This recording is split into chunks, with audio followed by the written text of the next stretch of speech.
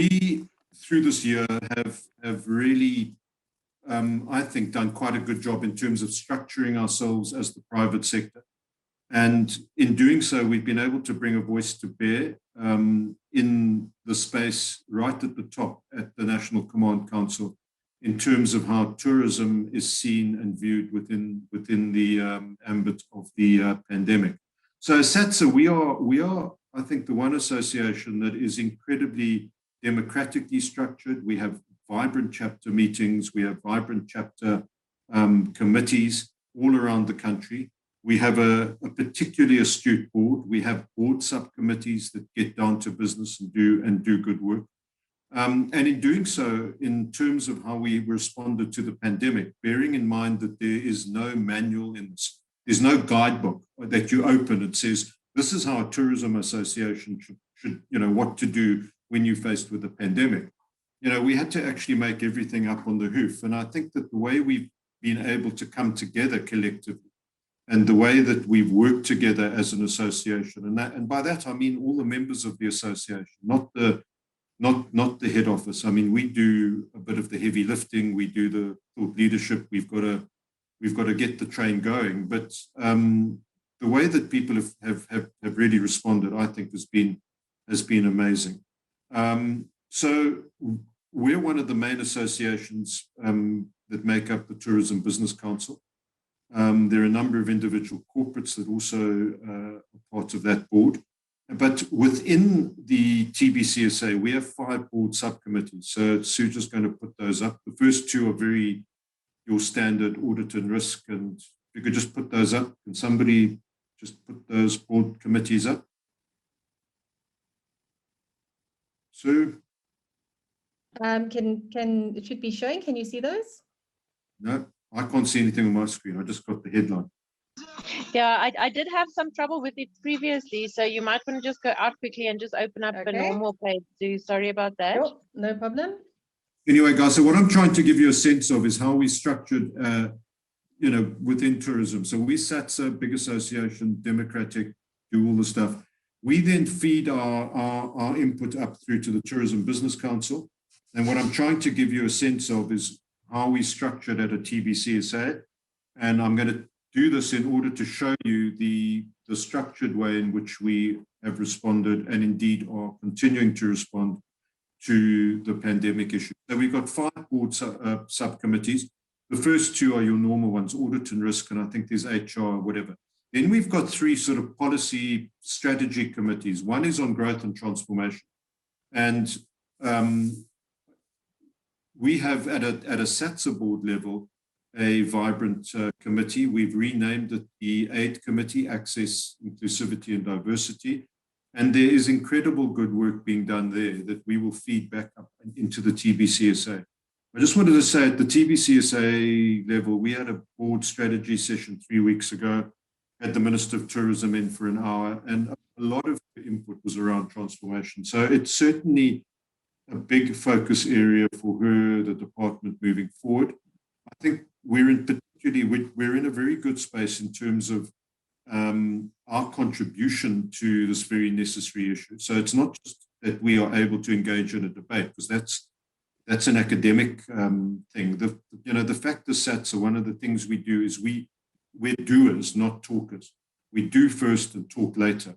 So there is a very vibrant committee on that, but I think that's something that maybe Hanni, I see Opa has joined us, can speak to possibly later, and let me use my valuable and your valuable time just to focus on some of the other issues, so that we've got one on the growth and transformation. We then have a marketing, research and membership committee. This is the interface with SA Tourism. And I used to chair that board subcommittee. I no longer do. I've been replaced by Otto de Vries, who's the CEO of SATSA, but we have a very important role to play and we support Otto in that thing. And then a very interesting committee was set up by the chairman at the end of last year, the COVID-19 TBCSA board subcommittee. And this is a committee that deals with all aspects of the pandemic and how it interfaces and impacts on our industry. And for my sins, and I suppose because with being with Blackie as well, the old veterans, I've been given this mantle. So I chair this committee. I'm supported by Zux Ramasia. who is the CEO of BASA, the association that represents foreign airlines flying into South Africa, as well as Glenton de Kock, who's the CEO of SAKI. Many of you will know Glenton. And then we've also got the CEO of TBCSA, Chapiwe Chivengu, with us on that committee. And we're able to draw in other key private sector expertise into that board committee. So what I want to do is just show you our strategic agenda that the board committee has identified. So the first one is around protocols. And as you will know, we had to react very nimbly around April, May last year in terms of responding to this. And as a private sector, I think we did an incredibly good job of getting everybody's opinion in, refining those opinions and really crafting them into a very workable set of protocols that spoke to all touch points across the tourism value chain and all segments of the tourism industry as well. Now, the National Department of Tourism is in the process of trying to take those protocols and transform them into regulated norms and standards. Look, we support this. The thinking behind that is it's all very well to have the TBCSA protocols, but what happens if a business is not part of the TBCSA and then they can just stand on the side and say, sorry, we're not going to adhere to this. We're not going to put in your level of protocols. It's a bit of a schlep. Now, that doesn't do us any favors as a destination. We need to be, this is one of the linchpins on which we'll be able to relaunch ourselves. The fact that we do have good protocols in place, the fact that we've had domestic tourism open since mid last year, and in fact, through adherence to the protocols and the amazing way that all the establishments that I've been in, and I've traveled widely, everybody's adhering to this. And it's as I say, it's a particularly a strong part of our recovery thing. So we interface with the department. We've made submissions, and just wanted to give you a sense that that element is in hand, and we're very comfortable about the way it's unfolding. And the second one is probably the biggest issue of all, and that is border opening. Now, as I say, we were optimistic that we could do this towards the end of last year. But this SA variant and the very pernicious, and indeed, I would even venture to suggest a colonial bordering on racist labeling of that variant has done us no favors whatsoever. So I'm going to speak to that in time, but one of the key things that we need to do and in order to give people confidence in terms of coming here is to roll out the vaccination program. Now, to my mind, that has happened at an incredibly slow pace. We are not comfortable with the speed at which government has approached this, but we need to, that's a higher debate, and so let me just note that for the moment, because it's not something we can materially affect in the short term. But what we can do under the mantra of let's control what we can control is we need to get all our frontline staff vaccinated as soon as possible. But in order to do that, we need to understand who the frontline staff are, how many of them there are, and where they are. So through the TBCSA and through the associations, we're putting together a whole, essentially a survey thing that will go out to all members where we can start identifying these personnel and get that information back up to a government level so that our frontline staff can receive the vaccination. And in doing so, we can give the international traveling community, bearing in mind we're not on the red list in all countries, but we can give people a sense of confidence that interface and interaction with tourism people when you come here will be safe. I mean, the vaccination programs are being rolled out at a really sort of good and incredibly what's the word? They're being rolled out at scale in some of our key source markets. So these things are all the elements we need to actually be able to open the border. So the first one is around the whole vaccination thing. We then really need to refine, and it's work in progress, about how we articulate between people who have had a vaccination. There's a whole lot of talk through IATA of getting a vaccination passport sorted out. But once that's in place, do we then still need testing before people arrive? Do we need antigen testing on arrival? We need to get that sorted. And very importantly, we need to get that harmonized within the SADC region, because people don't only come through to South Africa, a lot of them will do other parts of the region as well. But then, guys, this is we're now having to play in the sort of really, really big global pond. A lot of our work as SATSA, and indeed as the TVCSA in the last 7-8 years I've been there, everything has been focused on an interface with our government, generally trying to get our government not to impose negative issues on us, bearing in mind that they could support this industry as much as they wanted to. But that's been our that's the space in which we've lobbied, that's the space in which we've acted on the industry's behalf. It's now incumbent on us to actually take this onto a global level. And we have had a series in the last 10 days of very interesting interfaces and meetings with a group of people who essentially looked after the global PR and communication for SAB Miller globally for the last 15 years.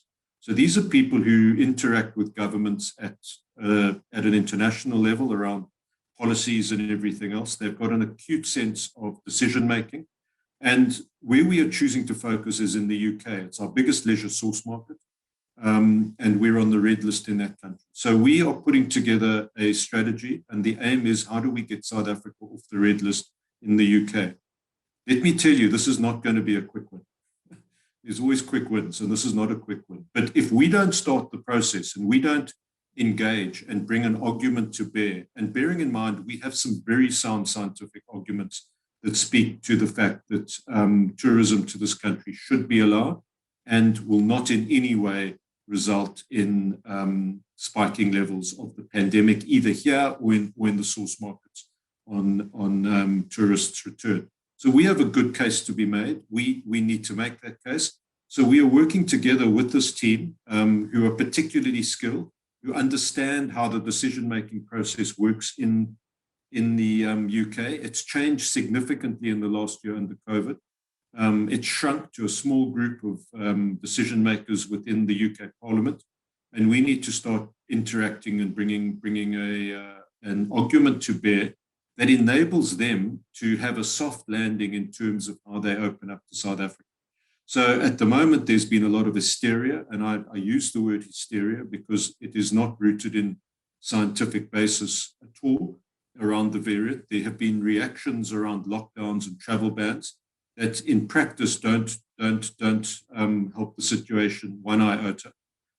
So as I say, we've got to bring a data-driven and a scientific argument to bear, and that is something that we are in the process of formulating and strategizing around. So I just wanted to give you a sense that, if we do nothing, we'll be on the red list for the next 2 years, and that to me is untenable. So it's incumbent on us to do something, and that's where we are going into engage. So let me leave the border openings at that level there.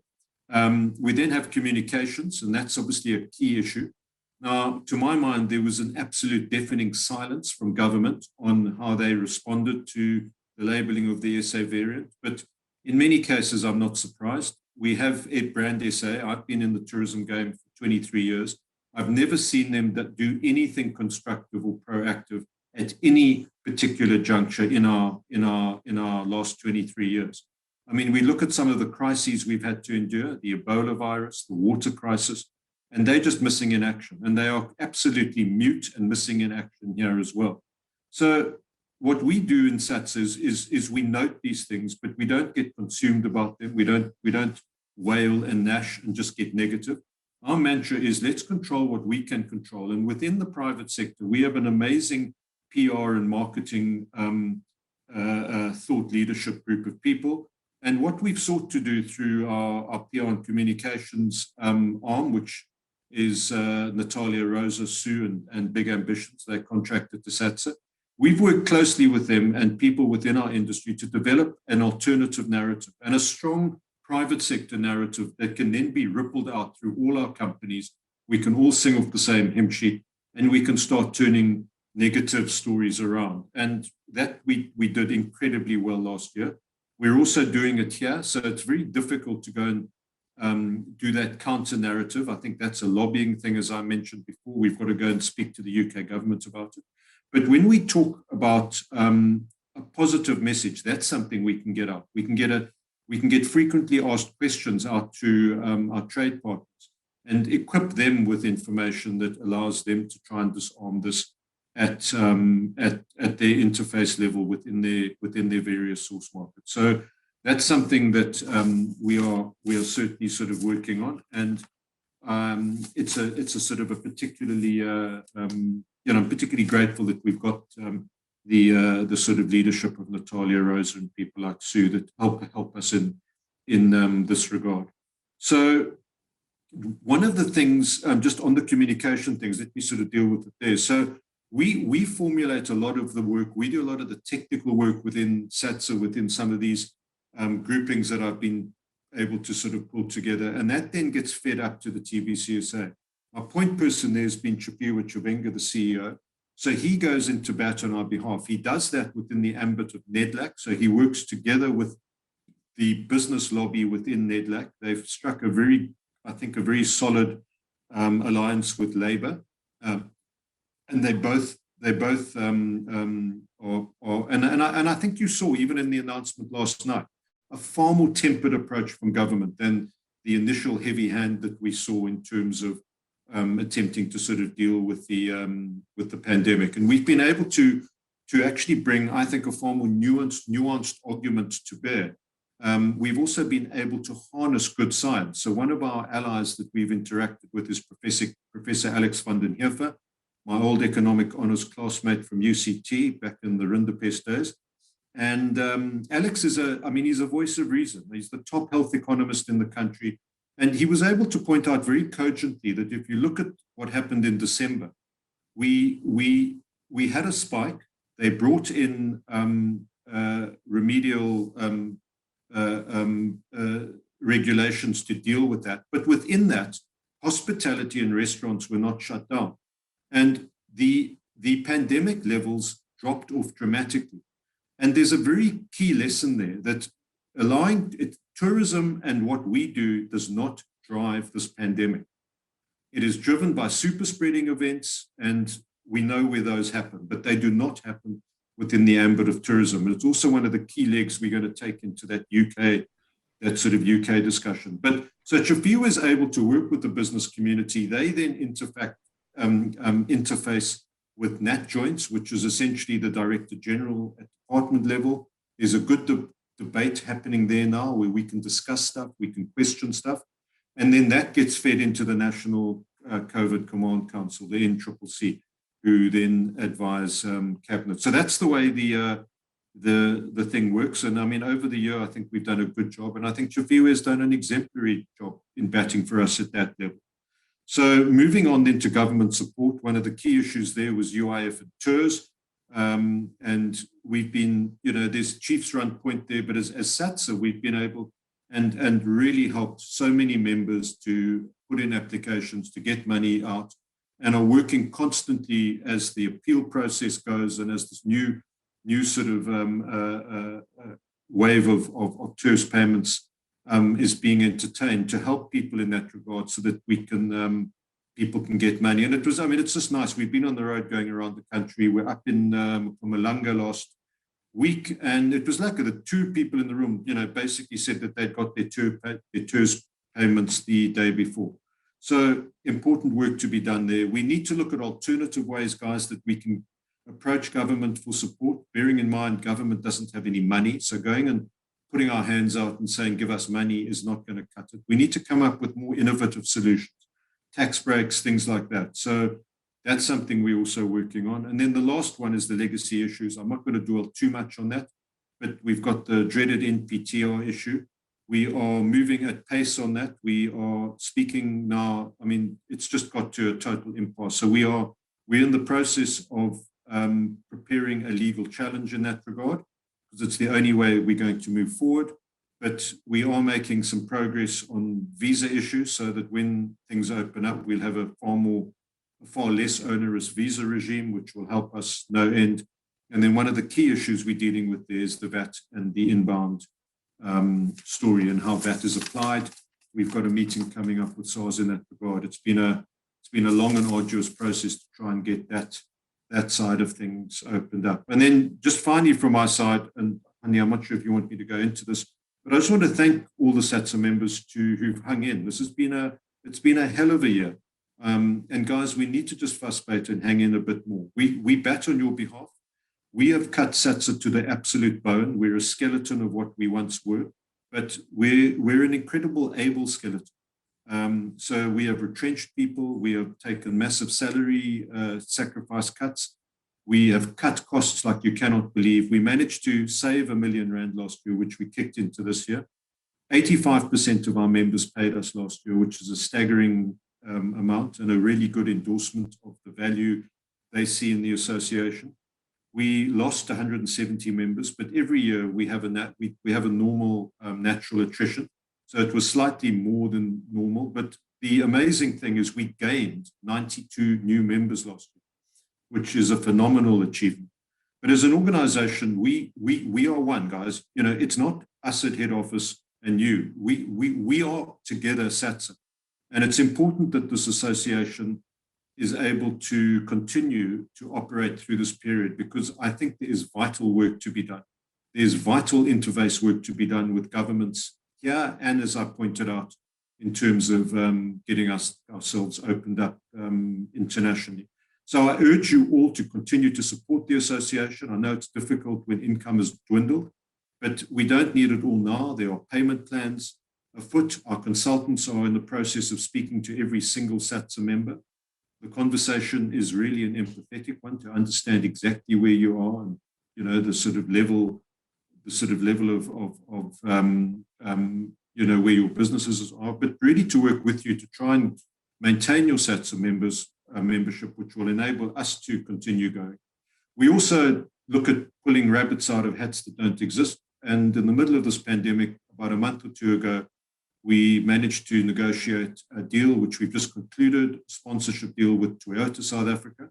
An amazing endorsement from them to have faith in this industry and do that. They're kicking in much needed sponsorship funds. They're matching Bidvest Bank, which we've hung on to.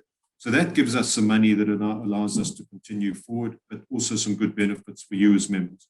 So guys, thanks for bearing with me. It's a bit of a mouthful, but I hope that has given you a clear sense of where we are in terms of our efforts on your behalf. So I'm available if anybody has any questions. I certainly don't have all the answers, but what I always promise to do is if I can't answer it, I will get you the answer from somebody who can.